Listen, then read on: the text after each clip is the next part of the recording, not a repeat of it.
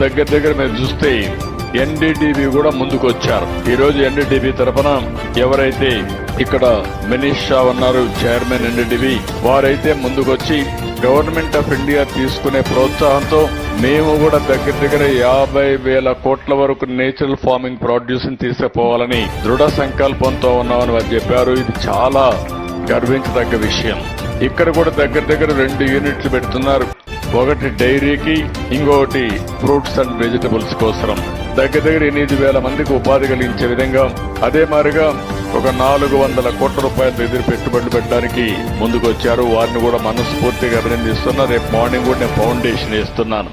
వీళ్లు కాకుండా Rajasekhar Reddy, 24th Mantra organic, CMN Sastri, chairman Prahlada agro pure and sure organic, Manoj Menon, ED ICCOA, doctor Ramanjaneyulu, ED Shaja Abraham, CSS and CSS, Gauri CEO all India organic industry.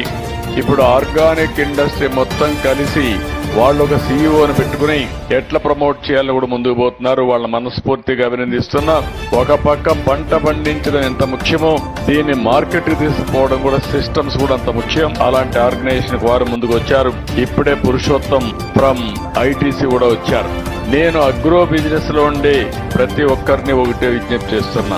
మీరు organic అనేది లేకపోతే natural farming మీద maximum focus పెట్టాల్సిన అవసరం ఉంది. నేను కుప్పాన్ని ఒక మోడల్ కింద తయారు చేయాలని ఇప్పుడే మిత్రుడు మాట్లాడినప్పుడు అన్నాడు. 5 ఏళ్లు కూడా అవసరం లేదు సార్, మీరు అనుకుంటే 2 సంవత్సరాలు చేయొచ్చని.